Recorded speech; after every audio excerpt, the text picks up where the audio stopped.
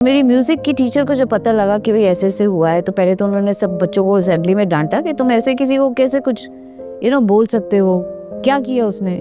ऐसे ऐसे तुम भी तो फिल्म स्टार्स के फोटो ले लेके घूमते रहते हो। उस जमाने में तो ऑटोग्राफ चलते थे, तुमको कभी किसी ने बोला है कि तुम गलत कर रहे हो? उसने तो बेचारी ने कुछ भी नहीं किया। तो मैम मुझे घर में मिलने के लिए आई और मैम ने जो बातें मुझे बोली, शायद आज मैं उन्हीं बातों की वजह से यहाँ पे हूँ। मैम का नाम जानना चाहूँगा। जी मैं बता रही हूँ। मैम पिछले ही साल इस संसार से चली गई हैं। मेरा मैम का नाम था Krishna Bhimsen ma'am. Wow.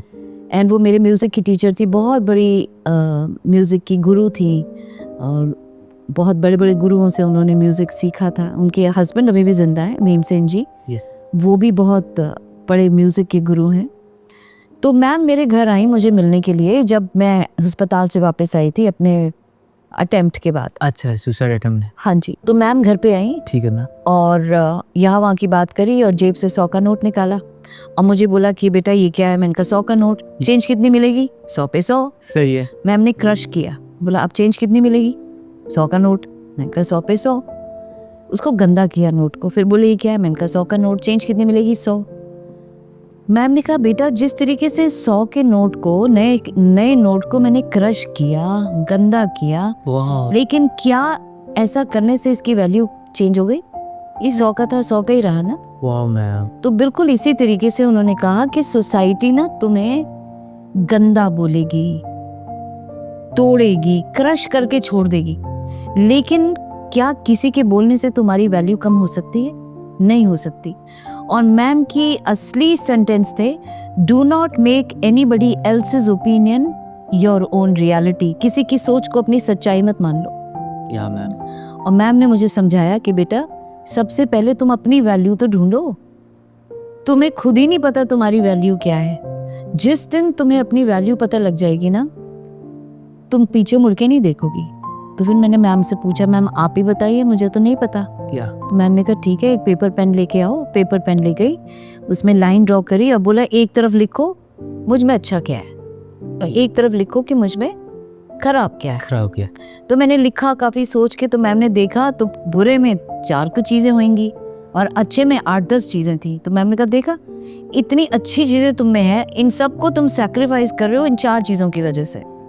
And फिर उन्होंने समझाया कि जब हम दुनिया को देखते हैं ना, तो हम दुनिया को हमेशा उनकी अच्छाई देखते हैं लोगों की। हमको लोगों की बुराइयां दिखती नहीं, हम लोगों की अच्छाइयां देखते हैं। उसमें ये अच्छा है, वो मुझसे लंबा है, वो मुझसे गोरा है, वो मुझसे ये, और हमेशा अपनी बुराई देखते हैं। मतलब हमने आईना ऐसे कर रखा है दूसरे की तरफ। तो मैम ने कहा बस आईने को ऐसे मोड़ लो, अपनी तरफ आईना मोड़ लो और अपनी अच्छाई को देखो और उस पर काम करो। और मैम ने एक और बहुत अच्छी बात बोली कि कौन है दुनिया में जो परफेक्ट है? दुनिया में कोई भी परफेक्ट नहीं है, क्योंकि हर एक इंसान में अच्छाइयां भी हैं, बुराइयां भी हैं, तभी वो इंसान कहलाता है। बड़े से बड़ा सेलिब्रिटी भी ले लोगे ना, उनके अंदर भी बुराई होंगी, लेकिन हमें क्यों नहीं दिखती? क्योंकि उन्होंने अपनी अच्छाइयों को इतना बड़ा कर दिया कर रखा है कि हमारी नजर उन पर नहीं पड़ती जो बुराइयां होंगी। तो तुम भी यही करो, अपनी अच्छाइयों को इतना बड़ा करो कि बुराई पे नजर ही नहीं जाएगी। और वो मेरी जिंदगी का बड़ा भारी लेसन था, do not make anybody else's opinion your own reality. और मैंने उस दिन सोचा कि अब तो मैं इन्हीं लोगों को बताऊंगी जो मेरे को ऐसे बोलते हैं वैसे बोलते हैं।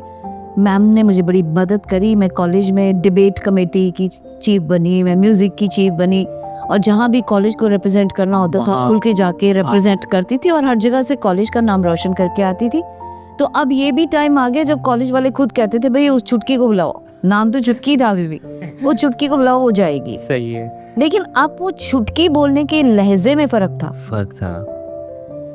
तो चलो अब ये चल पड़ी जिंदगी। तो कहते हैं ना, एक शाहरुख का डायलॉग है कि जब आप किसी चीज को बहुत शिद्दत से चाहते हो तो कायनात भी दरवाजे खोलती है।